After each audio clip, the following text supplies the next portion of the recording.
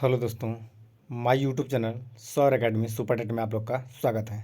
तो दोस्तों आज हम लोग यूपी टेट स्पेशल 2023 का न्यू क्लास देखेंगे। दोस्तों क्लास बहुत ही इंपॉर्टेंट होने वाली है, आप लोग बने रहिए वीडियो क्लास तक। फ्री ऑफ कास्ट आप लोगों को नोट्स दिया जाएगा और पूरा फ्री ऑफ कास्ट दोस्तों आप लोग को पूरा सिलेबस कराया जाएगा। तो दोस्तों आज हम लोग देखते हैं पहली क्लास, वो भी चित्र के साथ। तो दोस्तों आइए हम लोग शुरू करते हैं टॉपिक फर्स्ट को। ठीक है दोस्तों, तो दोस्तों आप लोग यहाँ पे देख पा रहे होंगे यूपी टेट स्पेशल और ईवीएस संबंधित चैप्टर है। दोस्तों आइए हम लोग शुरू करते हैं टॉपिक फर्स्ट को और देखते हैं। तो दोस्तों आप लोग यहाँ पे देख पा रहे होंगे इन्वायरमेंट शब्द, ठीक है। तो दोस्तों पर्यावरण को इंग्लिश में इन्वायरमेंट कहते हैं। और दोस्तों यहाँ पे आप लोग देख पा रहे होंगे पर्यावरण शब्द दिया है, ठीक है। तो दोस्तों पर्यावरण का संधि विच्छेद देखेंगे पर्यावरण को दो भागों में तोड़ेंगे तो एक होगा परि और एक होगा आवरण, ठीक है। तो दोस्तों परिधन आवरण से मिलके दो शब्दों से मिलकर बना है पर्यावरण शब्द, ठीक है। और अगर फिर क्वेश्चन पूछे कि पर्यावरण शब्द किससे बना है, तो पर्यावरण शब्द बना है दोस्तों इन्वायरनर शब्द से मिलकर बना है पर्यावरण शब्द, ठीक है। किससे बना है दोस्तों, तो पर्यावरण शब्द बना है इन्वायरनर शब्द से मिलकर बना है पर्यावरण शब्द। और परि का अर्थ क्या होता है दोस्तों, अगर पूछ दे कि परि का अर्थ क्या होता है, तो परि का अर्थ होता है दोस्तों चारों ओर, ठीक है। और अगर पूछे आवरण का मतलब क्या होता है, तो घिरा हुआ, ठीक है। परि का मतलब चारों ओर और आवरण का मतलब होता है दोस्तों घिरा हुआ, ठीक है।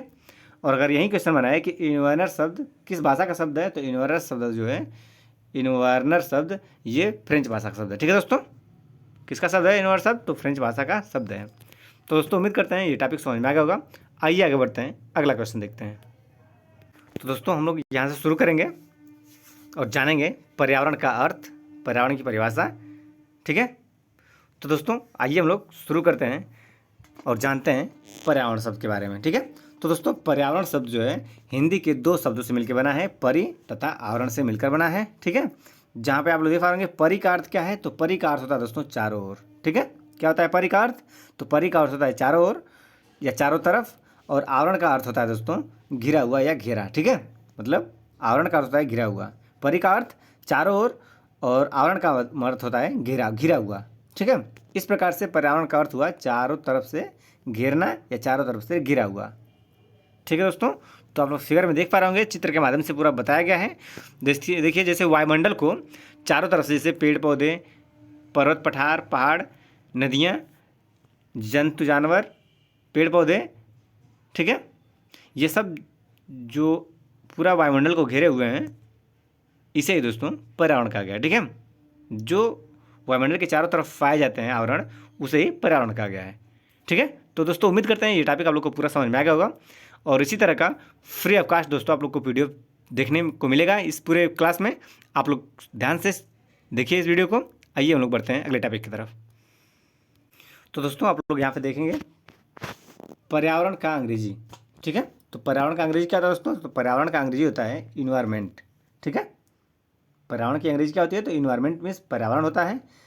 और यहाँ पे आप लोग देखिए कि इन्वायरमेंट शब्द की उत्पत्ति फ्रेंच शब्द से हुई है। किससे हुई इन्वायरमेंट शब्द की उत्पत्ति, तो इन्वायरमेंट शब्द की उत्पत्ति जो हुई है वो फ्रेंच भाषा से हुई है, फ्रेंच शब्द से हुई है, ठीक है। एनवायरनर शब्द से हुई है, एनवायरनर शब्द से हुई है जिसका अर्थ होता है पड़ोस। क्या होता है दोस्तों इन्वायरनर शब्द का अर्थ, तो वो होता है पड़ोस, ठीक है। तो उम्मीद करते हैं टॉपिक समझ में आ गया होगा। आइए आगे बढ़ते हैं, अगला टॉपिक देखते हैं। यहाँ पे आप लोग देख पा रहे होंगे कि हमारे चारों तरफ का वह क्षेत्र जिससे हम चारों तरफ से घिरे होते हैं, जो हमारे जीवन का तथा क्रियाओं को प्रत्यक्ष या अप्रत्यक्ष रूप से प्रभावित करता है, उसे ही पर्यावरण कहा जाता है, ठीक है दोस्तों। फिर से एक बार देख लीजिए, आप लोग कह रहे हैं हमारे चारों तरफ का वह क्षेत्र जिससे हम घिरे होते हैं, जो हमारे जीवन तथा क्रियाओं को प्रत्यक्ष या अप्रत्यक्ष रूप से प्रभावित करता है, उसे ही पर्यावरण कहा जाता है, ठीक है दोस्तों। तो आप लोग फिगर में देख पा रहे होंगे यहाँ पे कोई यहाँ पे गर्ल्स है, यहाँ पे पूरा नदियाँ, पहाड़, पौधे, ठीक है, ये पूरा जंतु जानवर, पेड़ पौधे सभी जो हैं चारों तरफ से घिरे हुए हैं दोस्तों, वही पर्यावरण कहलाता है, ठीक है। तो उम्मीद करते हैं ये टॉपिक समझ में आ गया होगा। और एक बार ईमानदारी से आप लोग चैनल को सब्सक्राइब कर दीजिए और ज़्यादा से ज़्यादा वीडियो को शेयर कर दीजिए, ठीक है दोस्तों।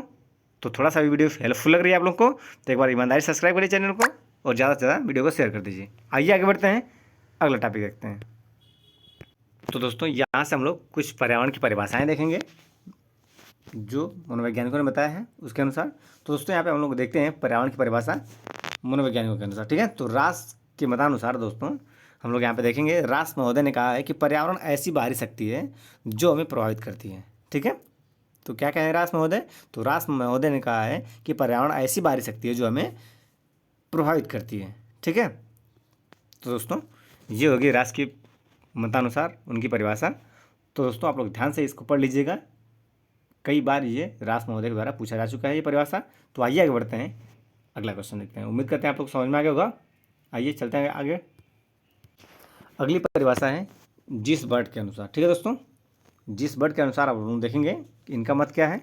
तो दोस्तों जिस वर्ड के अनुसार देखेंगे हम लोग, तो कह रहा है पर्यावरण वह है जो एक वस्तु को चारों ओर से घिरे हुए हैं।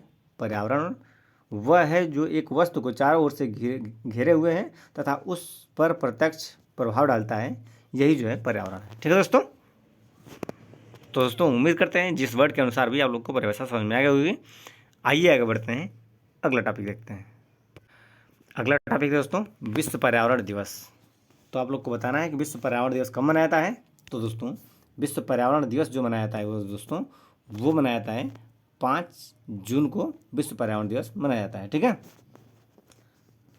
अगर पूछे कि विश्व पर्यावरण दिवस की शुरुआत कब से हुई है, तो 5 जून 1972 ईस्वी से दोस्तों पर्यावरण दिवस की शुरुआत हुई है, ठीक है।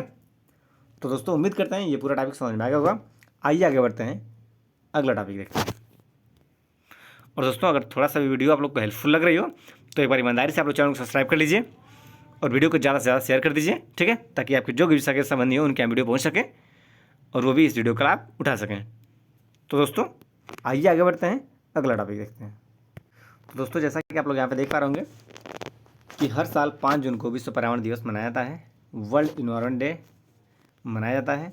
इसकी शुरुआत सन 1972 ईस्वी में स्वीडन की राजधानी स्टॉकहोम में संयुक्त राष्ट्र महासभा की बैठक में की गई थी, ठीक है दोस्तों। तो जैसा कि आप लोग को आगे बताया गया है कि हर साल 5 जून को विश्व पर्यावरण दिवस इन्वायरमेंट डे मनाया जाता है, ठीक है। और इसकी शुरुआत 1972 ईस्वी में स्वीडन की राजधानी स्टॉकहोम सम्मेलन से संयुक्त राष्ट्र सभा महासभा की बैठक की गई थी और वहीं से दोस्तों इसकी शुरुआत हुई और वहीं से विश्व पर्यावरण दिवस 5 जून को मनाना स्टार्ट हुआ।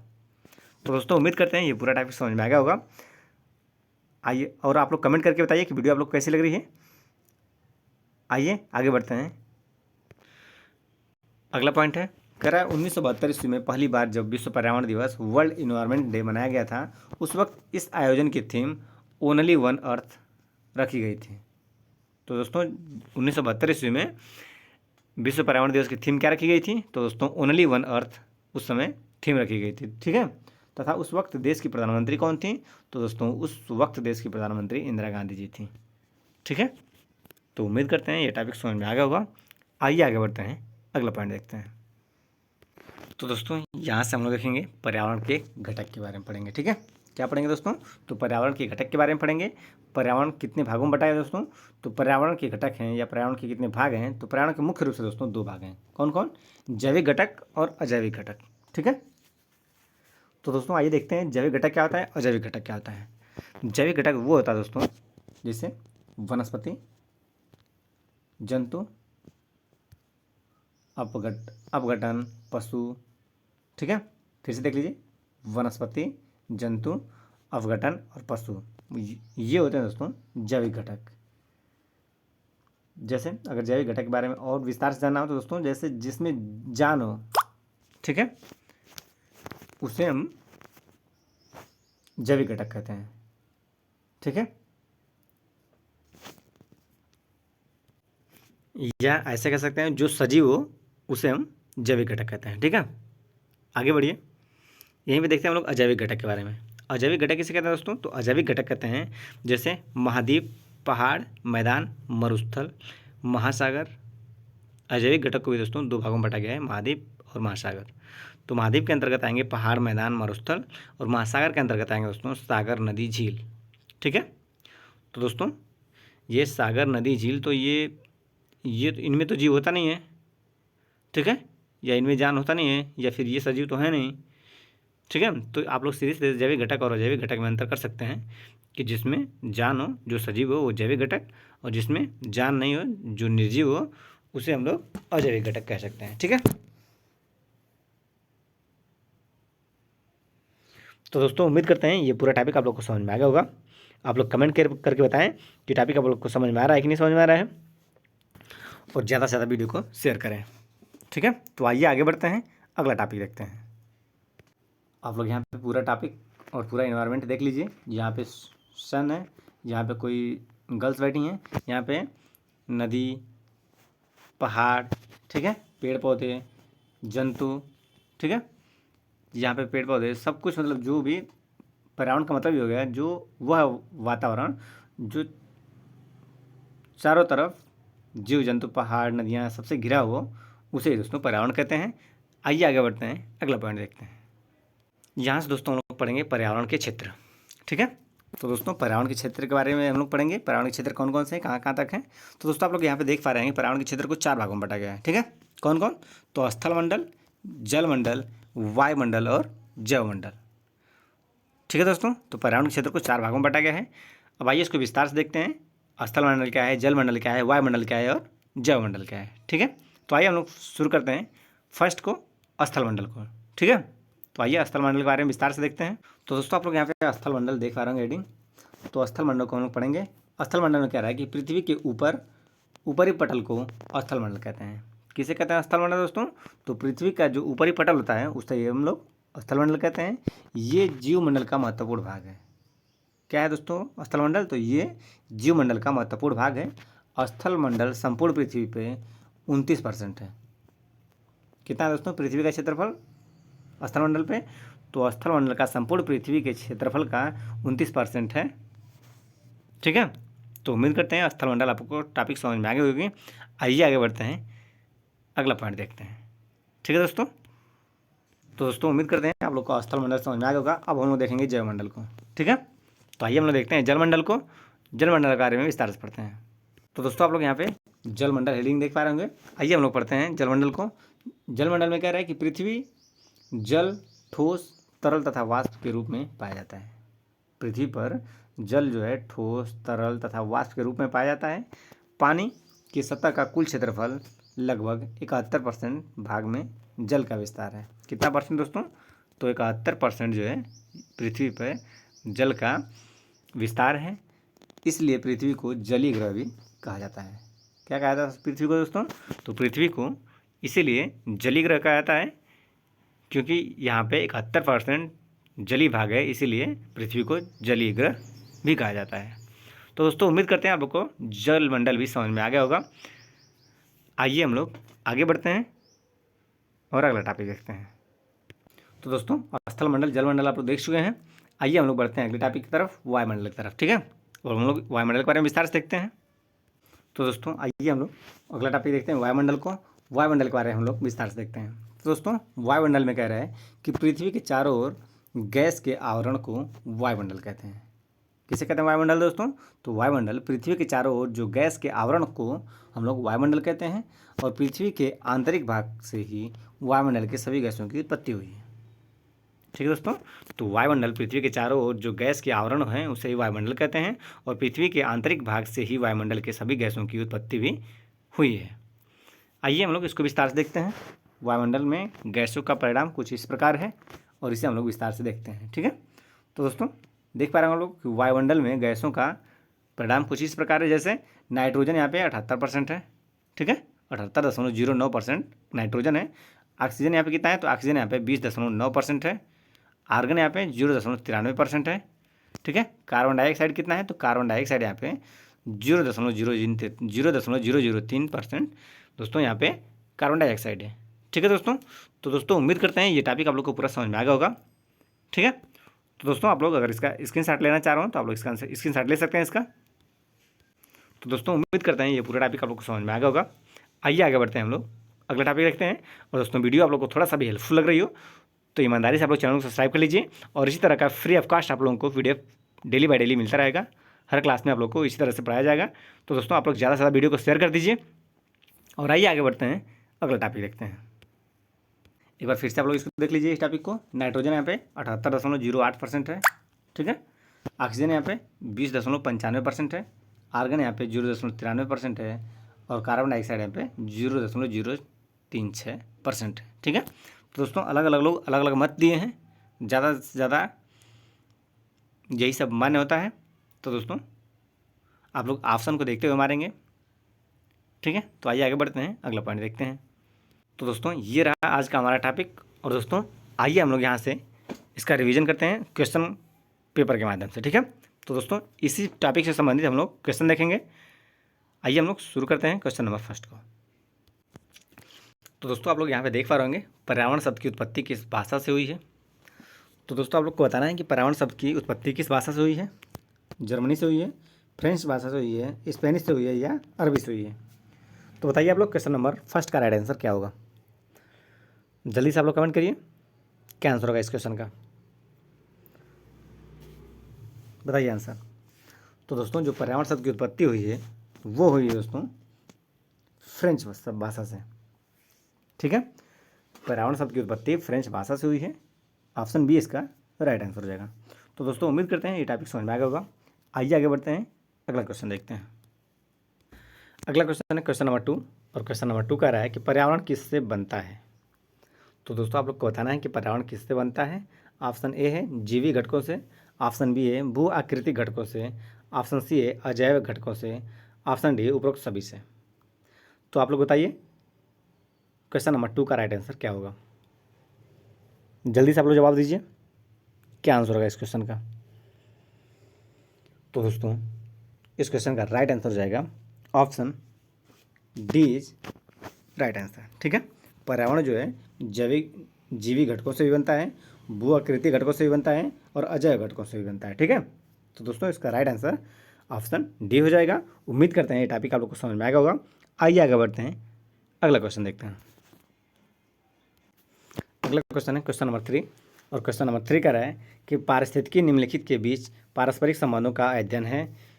ठीक है, यह क्वेश्चन जो है यूपी आर में भी पूछा है और कई बार यूपी टेट में भी पूछ चुका है। ठीक है, तो दोस्तों फिर से क्वेश्चन सुन लीजिए। कह रहे पारिस्थितिकी निम्नलिखित के बीच पारस्परिक संबंधों का अध्ययन है। किसका अध्ययन है आप लोग को बताना है। ऑप्शन फर्स्ट है जीव और वातावरण का, ऑप्शन बी है मनुष्य और वन का, ऑप्शन सी है मृदा और जल का, ऑप्शन डी है पति और पत्नी का। तो आप लोग बताइए क्वेश्चन नंबर 3 का राइट आंसर क्या होगा। जल्दी से आप लोग जवाब दीजिए, बताइए आंसर। तो दोस्तों क्वेश्चन नंबर 3 का राइट आंसर हो जाएगा ऑप्शन ए जीव और वातावरण। दोस्तों पारिस्थितिकी के बीच संबंधों का अध्ययन है। ठीक है, पारिस्थितिकी निम्नलिखित के बीच पारस्परिक संबंधों का अध्ययन क्या है, तो जीव और वातावरण पारिस्थितिकी के बीच के पारस्परिक संबंधों का अध्ययन है। ठीक है, option first is right answer. उम्मीद करते हैं टॉपिक आप लोग को समझ में आ गया होगा। आइए आगे बढ़ते हैं, अगला टॉपिक देखते हैं। अगला टॉपिक है क्वेश्चन नंबर 4 कह रहे हैं कि चारों तरफ से घिरे परिक्षेत्र को क्या कहते हैं या क्या कहा जाता है। तो बताइए आप लोग चारों तरफ से घिरे परिक्षेत्र को क्या कहा जाता है। ऑप्शन ए है जलमंडल, ऑप्शन बी है वायुमंडल, ऑप्शन सी है पर्यावरण या ऑप्शन डी है जैवमंडल। तो दोस्तों इसका आंसर पहले से ही हाईलाइट हो गया है। तो दोस्तों इसका राइट आंसर हो जाएगा ऑप्शन सी, पर्यावरण को दोस्तों चारों तरफ से घिरे क्षेत्र को या परिक्षेत्र को कहा जाता है पर्यावरण। ठीक है, तो उम्मीद करते हैं टॉपिक समझ में आ गया होगा। आइए आगे बढ़ते हैं, अगला क्वेश्चन देखते हैं। अगला टॉपिक है क्वेश्चन नंबर 5, और क्वेश्चन नंबर 5 कह रहा है कि हमारी पृथ्वी का अधिकांश भाग घिरा हुआ है। किससे घिरा हुआ है ये बताना है आप लोग को। ऑप्शन फर्स्ट है जलमंडल से, ऑप्शन बी है वायुमंडल से, ऑप्शन सी है आर्थिक मंडल से, ऑप्शन डी जैवमंडल से। तो आप लोग बताइए क्वेश्चन नंबर 5 का राइट आंसर क्या होगा। जल्दी से आप लोग कमेंट करिए, क्या आंसर होगा इस क्वेश्चन का। तो दोस्तों क्वेश्चन नंबर 5 का राइट आंसर हो जाएगा option A is right answer. ठीक है, हमारी पृथ्वी का अधिकांश भाग किससे घिरा हुआ है, तो दोस्तों जलमंडल से घिरा हुआ है हमारी पृथ्वी का अधिकांश भाग। 71% भाग जो है जल से घिरा हुआ है। ठीक है, और यहाँ पे 29% जो है स्थल है। ठीक है दोस्तों, तो दोस्तों उम्मीद करते हैं ये पूरा टॉपिक आप लोग को समझ में आ गया होगा। आइए आगे बढ़ते हैं, अगला टॉपिक देखते हैं। और दोस्तों वीडियो आप लोग को हेल्पफुल लग रही हो तो ईमानदारी से आप लोग चैनल को सब्सक्राइब कर लीजिए और वीडियो को ज़्यादा से ज़्यादा आप लोग शेयर कर दीजिए। ठीक है, तो दोस्तों आइए बढ़ते हैं आगे और अगला क्वेश्चन देखते हैं। अगला क्वेश्चन है क्वेश्चन नंबर 6, और क्वेश्चन नंबर 6 कह रहा है कि जैविक घटक है। तो दोस्तों आपको बताना है कि जैविक घटक क्या है। ऑप्शन ए है पेड़, ऑप्शन बी है चट्टान, ऑप्शन सी है मृदा, ऑप्शन डी है महासागर। तो आप लोग बताइए क्वेश्चन नंबर 6 का राइट आंसर क्या होगा। जल्दी से आप लोग कमेंट करिए क्या आंसर होगा इस क्वेश्चन का। तो दोस्तों इसमें से अगर देखा जाए जैविक घटक कौन सा है, तो दोस्तों जैविक घटक हो जाएगा ऑप्शन ए, पेड़ जो है जैविक घटक है। और इन तीनों की बात किया जाए तो दोस्तों ये जो है कि अजैविक घटक है। ठीक है, चट्टान, मृदा और महासागर क्या है, तो अजैविक घटक दोस्तों, अजैविक घटक के अंतर्गत ये लोग आएंगे। ठीक है, तो दोस्तों उम्मीद करते हैं ये पूरा टॉपिक समझ में आ गया होगा। आइए आगे बढ़ते हैं, अगला क्वेश्चन देखते हैं।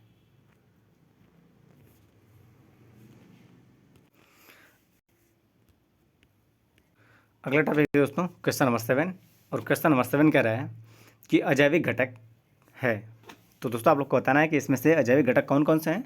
ऑप्शन फर्स्ट है पौधा, ऑप्शन बी है जीव, ऑप्शन सी है कवक, ऑप्शन डी है महासागर। तो आप लोग बताइए क्वेश्चन नंबर 7 का राइट आंसर क्या होगा। जल्दी से आप लोग कमेंट करिए, बताइए आंसर।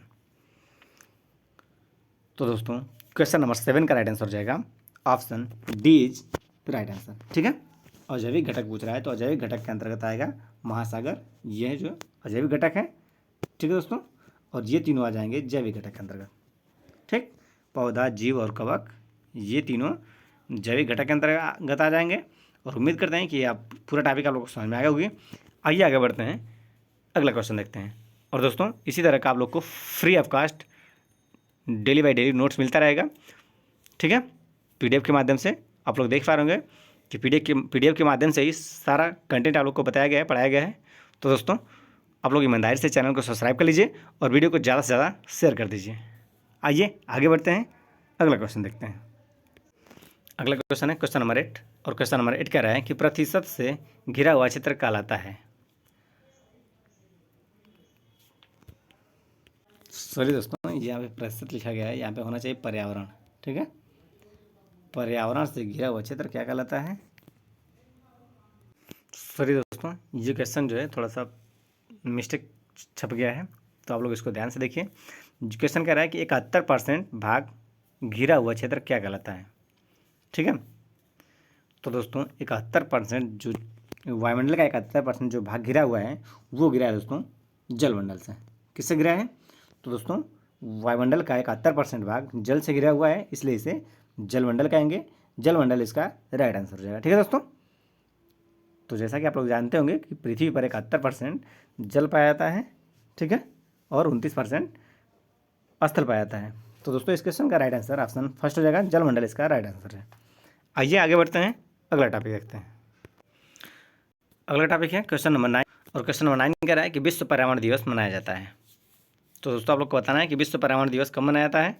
ऑप्शन फर्स्ट है 5 जून को, ऑप्शन बी है 8 जुलाई को, ऑप्शन सी है 8 मई को, ऑप्शन डी है 4 जून को। तो आप लोग बताइए क्वेश्चन नंबर 9 का राइट आंसर क्या होगा।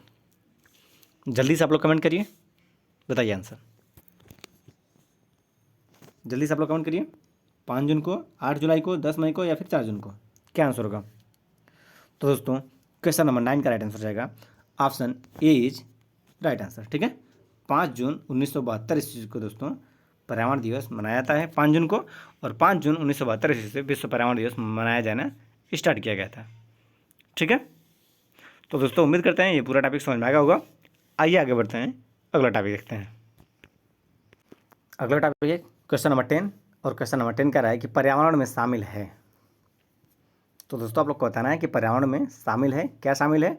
ऑप्शन ए है जैविक घटक या अजैविक घटक, जैविक या अजैविक घटक, ऑप्शन बी है केवल जैविक घटक, ऑप्शन सी है केवल अजैविक घटक, ऑप्शन डी है नॉन ऑफ दिस। तो बताइए आप लोग क्वेश्चन नंबर 10 का राइट आंसर क्या होगा। जल्दी से आप लोग कमेंट करिए, क्या आंसर होगा इस क्वेश्चन का।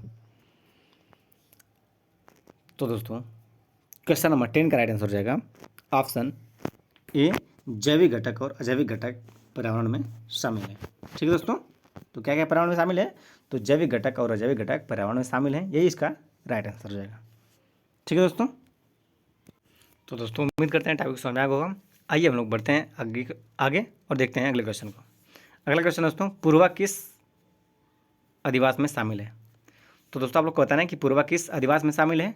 ऑप्शन फर्स्ट है रेखी, ऑप्शन 2 है ग्रामीण, ऑप्शन 3 है अपखंडित, ऑप्शन 4 है नगरीय। तो बताइए आप लोग क्वेश्चन नंबर 11 का राइट आंसर क्या होगा। जल्दी से आप लोग कमेंट करिए, बताइए आंसर। तो दोस्तों पूर्वा जो है किस अधिवास में शामिल है? तो दोस्तों इस क्वेश्चन का राइट आंसर ऑप्शन 2 हो जाएगा। पूर्वा जो है ग्रामीण क्षेत्र में या ग्रामीण अधिवास में शामिल है। इस क्वेश्चन का राइट आंसर ऑप्शन 2 हो जाएगा। उम्मीद करते हैं ये टॉपिक समझ में आएगा होगा। आइए आगे बढ़ते हैं, अगला क्वेश्चन देखते हैं। तो दोस्तों ये इस सेशन का अंतिम क्वेश्चन है। आइए हम लोग देखते हैं इसको। क्वेश्चन नंबर 12 कह रहा है कि कौन सा ज्वालामुखी पर्वत है? तो दोस्तों आप लोग को बताना है कि कौन सा ज्वालामुखी पर्वत है। ऑप्शन फर्स्ट है अपलेशियन, ऑप्शन 2 है यूराल, ऑप्शन 3 है अरावली या ऑप्शन 4 है किलिमंजारो। तो आप लोग बताइए क्वेश्चन नंबर 12 का राइट आंसर क्या होगा। जल्दी से आप लोग कमेंट करिए, बताइए आंसर।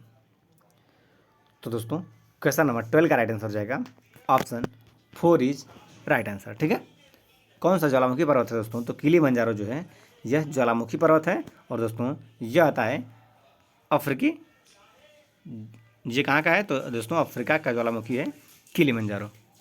ठीक है दोस्तों, तो उम्मीद करते हैं ये पूरा टॉपिक समझ में आ गया होगा।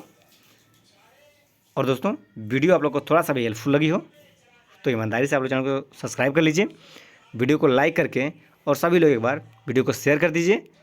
तो दोस्तों उम्मीद करते हैं ये सेशन आप लोग को पसंद आया होगा। और दोस्तों इसी तरह का आप लोग को फ्री ऑफ कास्ट नोट्स मिलता रहेगा। तो दोस्तों और daily by daily model paper भी मिलता रहेगा। तो दोस्तों ईमानदारी से आप लोग चैनल को सब्सक्राइब कर लीजिए। तो दोस्तों आज का सेशन यहीं तक, मिलते हैं अगले वीडियो में, तब तक के लिए थैंक्स फॉर वॉचिंग। जय हिंद। ठीक है दोस्तों।